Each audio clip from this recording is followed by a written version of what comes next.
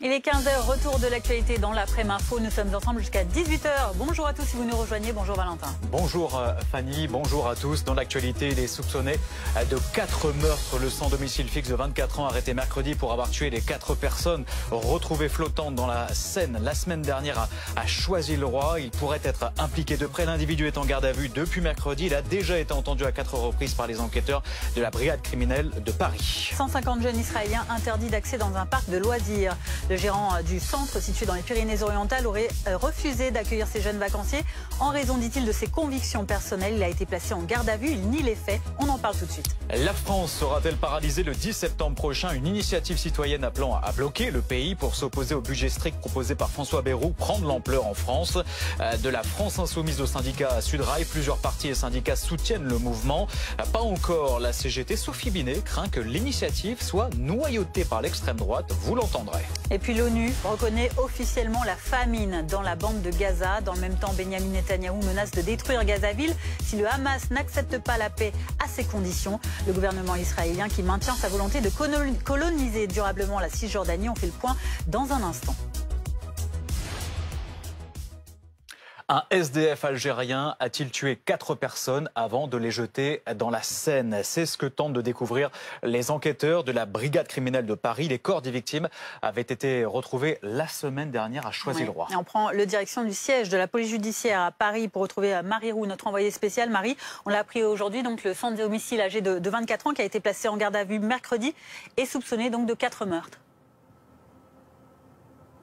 Oui, ce premier suspect âgé de 24 ans, d'origine algérienne, de nationalité algérienne, qui vit en France depuis 3 ans, en situation irrégulière, est entendu par la brigade criminelle de Paris depuis mercredi matin. Il a déjà été auditionné à 4 reprises, toujours en présence de son avocat et d'un interprète en langue arabe, ce qui a ralenti le rythme des auditions et des échanges. Mais vous l'avez dit, à ce stade de l'enquête, il est soupçonné d'être impliqué dans la mort des 4 personnes retrouvée dans la Seine au niveau de Choisy-le-Roi le 13 août dernier. Sa garde à vue, elle pourrait se terminer demain ou au plus tard dimanche matin. Ce que l'on sait également, c'est qu'un deuxième homme a été placé en garde à vue ce jeudi matin. Mais pour l'instant, on ne connaît pas le lien précisément entre les 2 hommes. Concernant les victimes, 2 corps ont été identifiés avec des traces d'homicide. Le premier a été étranglé. Le second présence des marques de lésions violentes.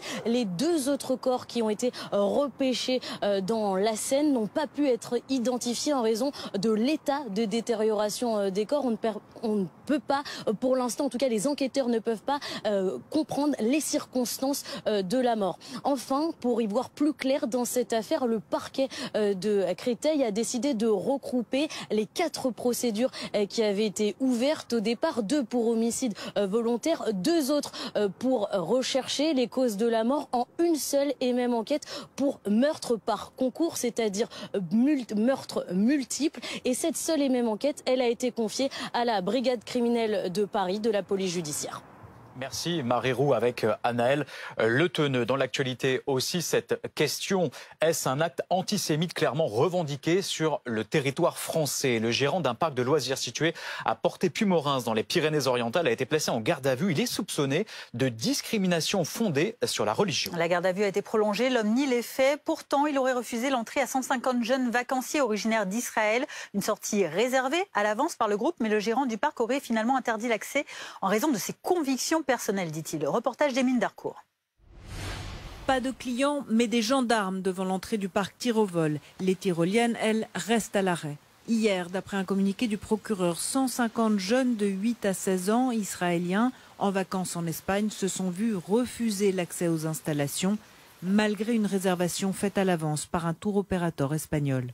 Toujours d'après ce communiqué, pour justifier son refus, le gérant a mis en avant des convictions personnelles.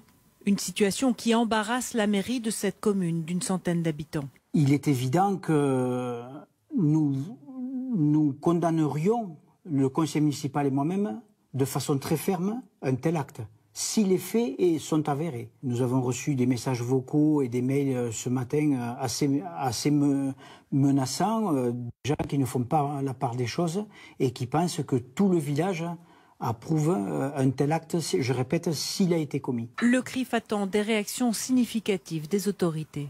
Il ne voulait pas les laisser rentrer pour des problèmes de conviction personnelle. C'est-à-dire que je ne veux pas voir de juifs dans mon établissement, on va dire ce qui est. Ce sont des enfants. Il faut qu'il y ait des déclarations fortes de nos responsables politiques jusqu'au plus haut niveau. Le gérant du parc a été placé en garde à vue pour discrimination fondée sur la religion, la race, les origines, la nationalité, dans le cadre de l'offre ou de la fourniture d'un bien ou d'un service.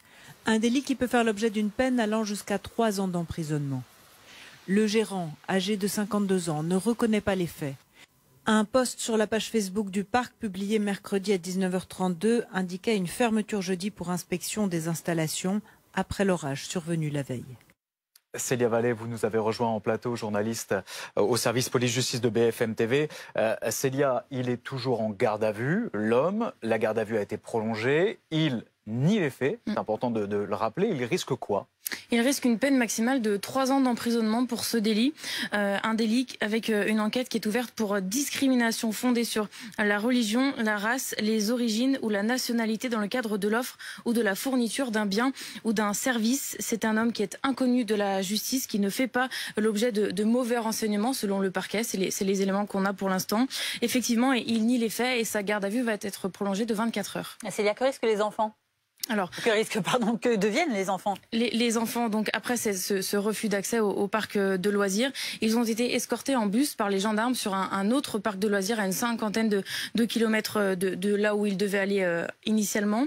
Et l'enquête, elle se poursuit donc avec la co-saisie de 2 brigades, la brigade de recherche de gendarmerie et l'Office central de lutte contre les crimes contre l'humanité et les crimes contre la haine. Merci beaucoup Célia pour ces précisions. L'actualité, c'est également cette déclaration, un mouvement encore totalement nébuleux. Ce sont les mots de Sophie Binet qui qualifie l'initiative citoyenne appelant au blocage du pays le 10 septembre prochain en réaction au projet de budget présenté par François Bayrou ce matin sur France Inter. La secrétaire générale de la CGT n'a pas officiellement soutenu le mouvement Bloquons tout le 10 septembre. Oui, Sophie Binet qui craint par ailleurs une récupération politique de l'extrême droite de ce mouvement, alors que pour l'instant c'est plutôt à gauche qu'on a appelé à soutenir l'initiative, à l'image de la France Insoumise, du Parti communiste, encore des écologistes. On écoute la chef de file de la CGT. Pour la CGT, les choses sont très claires. L'heure est à la mobilisation. Nous l'avons préparée tout l'été. Nous avons lancé une pétition intersyndicale sur stopbudgetbayrou.fr. J'invite d'ailleurs toutes celles et ceux qui nous écoutent à la signer. On a déjà plus de 300 000 signatures. C'est un point important pour commencer la mobilisation. Et puis la mobilisation, pour nous, elle commence dès maintenant. Nous nous félicitons de la multiplication des initiatives de mobilisation. Ça montre la volonté d'action et la grande colère sociale. Et ce risque de blocage du pays le 10 septembre prochain a sans aucun doute été évoqué par le chef de l'État et son Premier ministre hier soir, François Bayrou, qui a en effet été invité au fort de Brégançon dans le Var par Emmanuel Macron, résidence d'été du président. On ne sait pas encore officiellement ce que se sont dit les deux hommes, mais il est évident que la présentation du budget 2026 et le risque de censure du gouvernement par le Parlement dès l'automne a été évoqué. On rejoint Sophie Dupont dans le Var. Oui, l'objectif, c'est donc de s'afficher ensemble au travail une semaine avant le Conseil des ministres de rentrée qui se tiendra mercredi prochain à l'Élysée. Ce dîner entre François Bayrou et Emmanuel Macron, il ne figurait pas à l'agenda officiel, ni de l'un ni de l'autre. Et pour l'instant, rien n'a fuité, pas de photos, pas de précision sur la durée ou encore le contenu des échanges, parce que les entourages se refusent à tout commentaire. Reste qu'on peut évidemment aisément imaginer les sujets qui étaient au menu, la situation internationale, bien sûr, mais aussi le budget et cette rentrée qui s'annonce en effet délicate pour le gouvernement, car la France Insoumise a d'ores et déjà annoncé vouloir déposer une motion de censure dès le premier jour de la session parlementaire, et plusieurs organisations politiques appellent au blocage du pays le 10 septembre, ce qui inquiète déjà certains conseillers ministériels qui anticipent une journée compliquée. Emmanuel Macron, qui était accaparé juste là par la situation internationale, affiche ainsi son soutien à son Premier ministre en le recevant dans sa résidence d'été. Une invitation qui intervient en plus quelques jours seulement après qu'il ait formulé des compliments au sujet de François Bayrou. Il est mon ami, je le connais intimement, il a les capacités pour tenir ce gouvernement qui n'est pas habituel, a-t-il formulé en début de semaine. Loin donc des reproches sur la cacophonie gouvernementale qu'il avait semblé formuler avant l'été. Reste que François Bayrou n'est pas la seule personnalité politique à avoir eu les honneurs d'être reçu ici au fort de Brégançon. Avant lui, Gérald Darmanin a été été reçu mercredi dernier par le chef de l'État. Et enfin, ne manquez pas ce rendez-vous exceptionnel sur BFM TV, Jean-Luc Mélenchon qui répondra aux questions d'Anthony Lebos ce samedi en marge des universités d'été de la France insoumise. C'est à suivre en direct à 19h, vous le voyez demain sur BFM TV. À l'international maintenant, c'est mon tour. La rencontre Zelensky-Poutine va-t-elle faire pchit? Le président ukrainien accuse son homologue du Kremlin de chercher à se soustraire à une rencontre destinée à trouver une issue à la guerre provoquée par l'invasion russe. Et on va rejoindre notre envoyé spécial Pierre Barbin en direct de Kiev en Ukraine, Volodymyr Zelensky, qui indique, je cite, que les signaux envoyés par la Russie sont tout simplement indécents. Alors Pierre, que les frappes se poursuivent. Oui, faisant référence d'abord à deux choses justement. D'abord, ces frappes massives de la part de la Russie qui ont frappé le pays entier dans la nuit de mercredi à jeudi. Près de 600 drones et missiles, je le rappelle, ont visé l'Ukraine, l'attaque la plus intense depuis un mois. Voilà ce qu'avait dit Kiev après ces attaques, mais aussi au fait en parallèle que la Russie serait en train d'accumuler des troupes militaires dans le sud de l'Ukraine occupé près de la ville de Zaporizhzhia, ce qui laisse à penser qu'une offensive militaire pourrait avoir lieu dans les jours ou les semaines à venir. Volodymyr Zelensky, lui, l'a toujours dit, le répète encore, il se dit prêt à rencontrer Vladimir Poutine pour discuter d'un hypothétique processus de paix. Il l'a de nouveau répété, disant cette fois-ci qu'une rencontre était possible, mais seulement si un accord était trouvé au préalable, notamment sur ces garanties de sécurité promises à Kiev. Voilà ce que réclame désormais donc Volodymyr Zelensky, le président ukrainien. Il a aussi expliqué que cette rencontre pouvait avoir lieu à 3 endroits différents, soit l'Autriche, soit la Turquie, soit la Suisse, écartant l'hypothèse de la Hongrie, un pays jugé trop proche de la Russie et de son président Vladimir Poutine, préférant, je cite, une Europe neutre. Pierre Barbin avec Fantine Danzer en Ukraine. Général Pellistrandi, bonjour. Bonjour. Vous nous avez rejoint en plateau, vous êtes consultant défense BFM TV. Je vais vous lire une déclaration qui a quelques minutes. Il n'y a pas de rencontre prévue. Poutine est prêt à rencontrer Zelensky lorsque l'ordre du jour de ce sommet sera prêt. Et cet ordre du jour n'est absolument pas prêt. C'est ce qu'a assuré Sergueï Lavrov, le chef de la diplomatie russe. Cela semble très mal embarqué pour une rencontre historique entre Poutine et Zelensky. Ah oui, totalement. Quand il faut lire entre les lignes ce que dit Sergueï Lavrov.